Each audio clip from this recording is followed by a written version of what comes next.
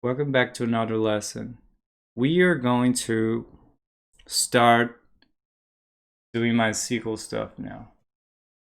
In this lesson, we are going to build the table to hold our entries. Let's get started. So to build the table, to create the table, we can write it from scratch by hand, or if you don't remember the syntax for SQL, you can always go online and find some sort of online SQL generator. For example, if I go to my browser, there's this one, Create Table Online SQL Generator at this website. You can see here the URL, wtools.io/generate-sql-create-table. So it's pretty simple. You can give the table name. In this case, it's going to be entries. And the entry I'll leave default. The only column name you have is the ID and the text, right? So we can do perhaps the ID here. Type in is fine. Auto increment fine. For the primary key, allow no, no. And I think this key means primary key, so I'm gonna check that. Let me see what it gives us. When I click generate. Where's the generate button?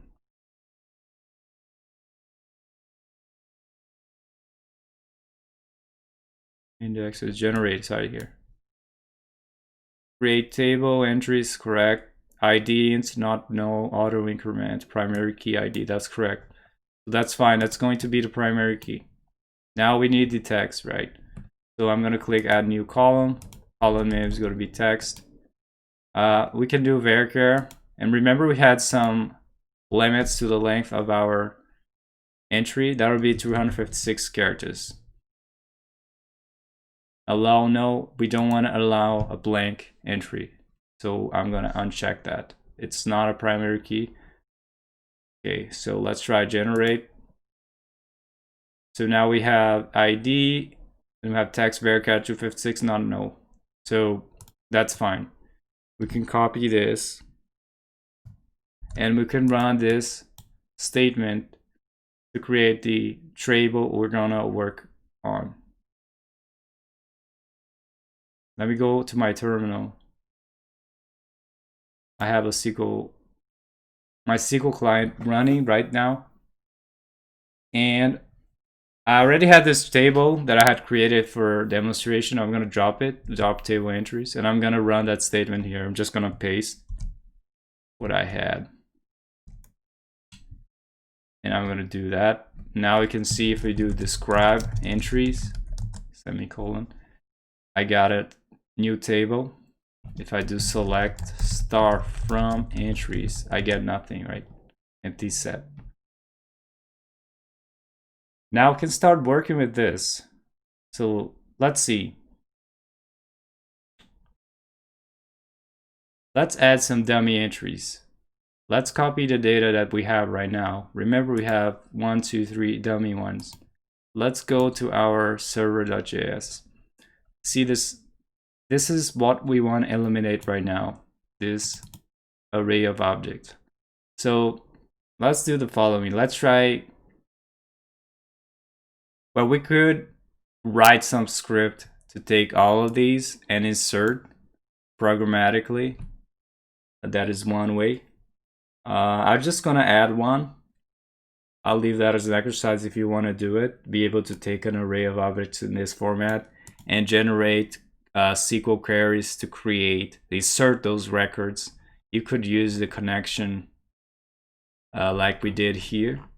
It doesn't even need to be under the express server.js. It could be a separate file. That's just a script that runs once and then it finishes. That script would look like the definition of all the entries as an array of objects. Then you call to connect to the database. Then you run the query to insert into entries, whatever. And then that's it. Anyway, I'm gonna copy this text. I'm going to my SQL client. I'm gonna say insert into entries, and I'm gonna say text here. under parentheses, values, and that will be the, and I pressed the weird character there. There you go.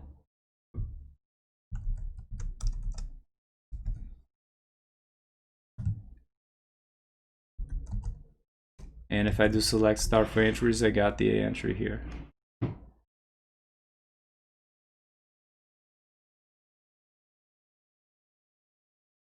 Okay, so once we hook up the Mysql connection to our endpoint, we should be able to see only one in the list as we reload the page. So let's get started. Here we have the route, right, to send all the entries. Now these entries are now in the database. So we need to make a query, select start from entries. How can we do that? Let's go here. Remember, we already know how to do the entries here before, right? So we try this lines 13 through 19. I'm not gonna have this here anymore. So I'm gonna cut this. And we are going to paste it lines 36 through 42. So we are going to use the connection object here, which is global to this whole file.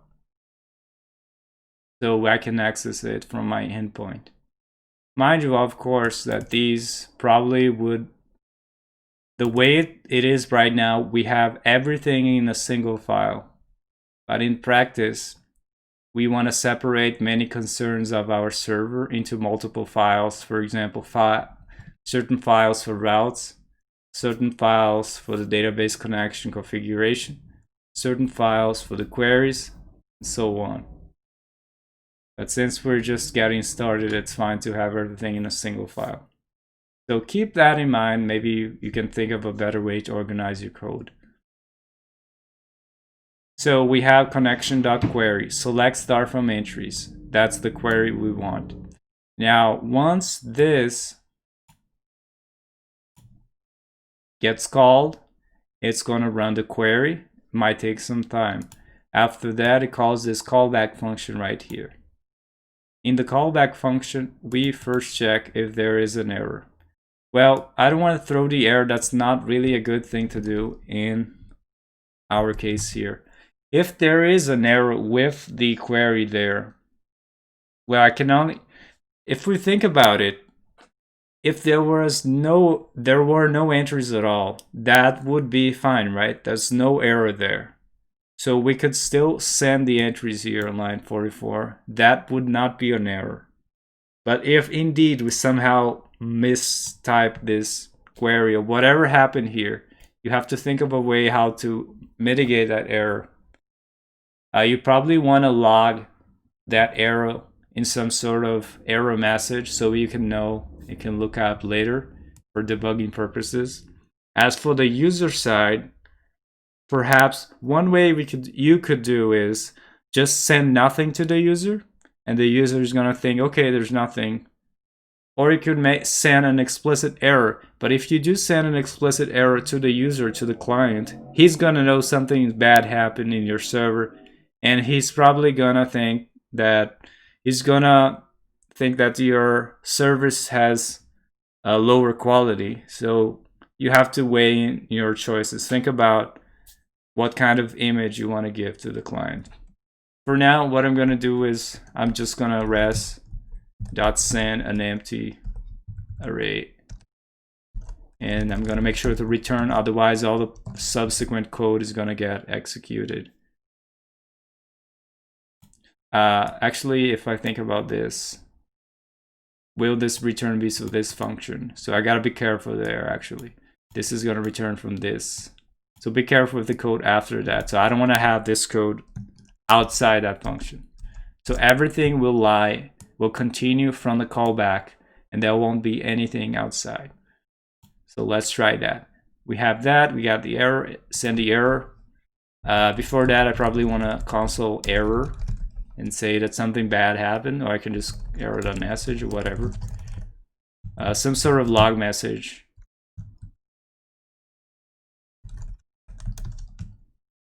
I want to use backtick to interpolate here.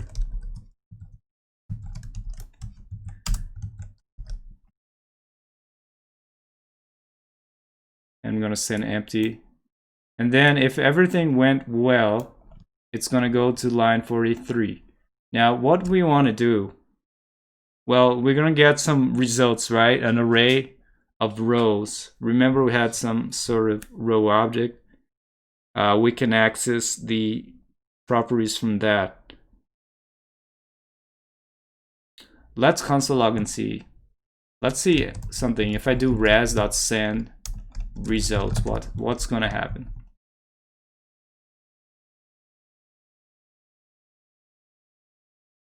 Let's try it out here. I'm gonna reload my server. And I'm gonna try reloading here. Look at the network tab. So preview. So we get this 200 OK, seems everything went fine. As a response, we got the JSON with that. So seems everything went just fine, right? Let's look at the log for the console. So the console log something, an array of raw data packet objects. And it seems like during the process of JSON stringify that this object actually was stringified into JSON. So we didn't have to do it ourselves. So that's actually a good thing. I was actually thinking about, do we need to actually convert this object into a simple plain object that can be used and be converted into a JSON text. So it seems like it's doing it for us. So I'm going to leave it as is.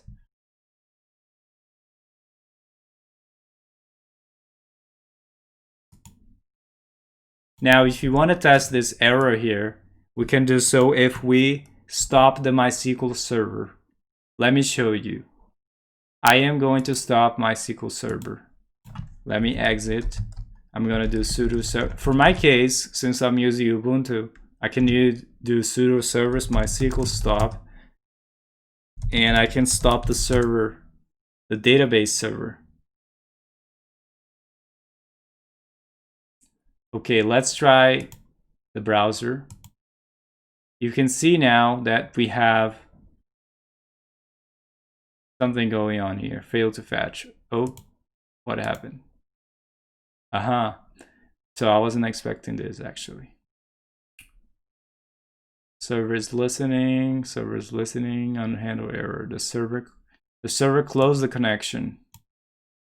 So I was just hoping that the server would keep on while the actual database would be down, but it seems like it automatically saw that the database went down, so the server also failed. So error connection lost, server closed connection. Made it error event, a connection instance. So it seems like we're not handling this. We should probably handle that. Connection instance. That's something we could reference in the npm package. Let me see here if I can think of. Connect. Let me go to npm. I'm just gonna see if there's something. If not, we can just go on. I'm gonna look for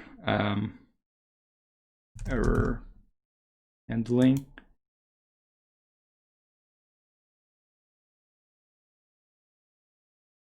Connection required, create connection. There you go, connect and function error. Oh, seems like connect takes a callback with the error.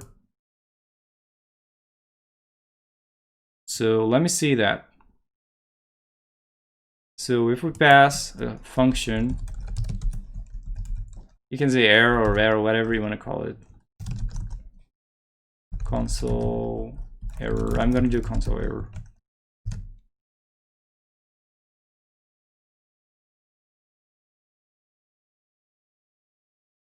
And I'm not gonna handle anything. I'm just gonna send a message. What I'm trying to do is make the server still be up while the database server is down. So we can simulate that error handling in our route. I'm going to restart this. I can't because the server is down. So I'm going to restart my MySQL server. And then I'm going to restart my server. I said no. Where's that from? Is that from console log? I wonder.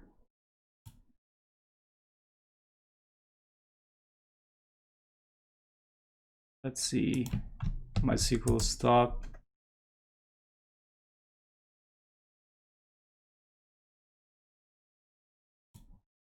So actually it kept doing it.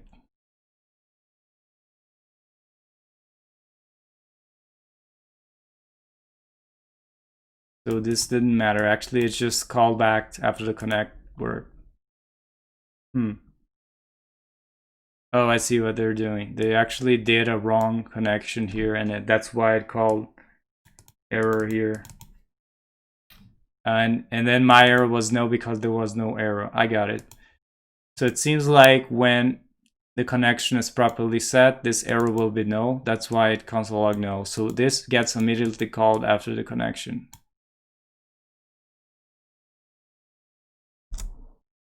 What I was looking for is just a way to have the server up and running while the database just closed. Well, actually, I have a better way to test this. How about we mess up our query? That's actually a simpler way. So let's say we did some mistake in the query, and that's surely gonna send an error here, and it's gonna hit that. Let's try it out. Let me restart my MySQL server, and then my server here, my API server, and I'm gonna go back here. Everything is fine, so it seems.